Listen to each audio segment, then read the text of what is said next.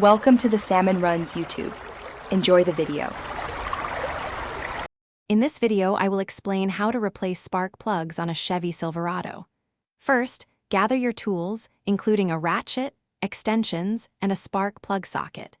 Make sure your engine is completely cool to avoid burns and ensure proper handling. For safety, always disconnect the negative battery terminal before you begin working on your vehicle's electrical system. This prevents accidental sparks. Next, you'll need to access the spark plugs. Start by locating and carefully removing the ignition coils, usually held in place by 1 or 2 bolts. Once the coils are off, use your spark plug socket with an extension to loosen each spark plug. Turn counterclockwise until it's free, then gently pull it out.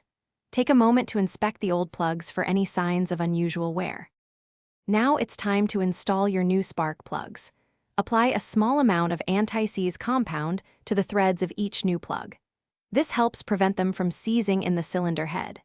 Hand tighten each plug first to avoid cross-threading, then use a torque wrench to tighten them to the manufacturer's specified setting, often around 13 to 15 foot-pounds. Reinstall the ignition coils. With all the new spark plugs installed and coils reconnected, it's time for the final steps. Reconnect the negative battery terminal, ensuring it's secure.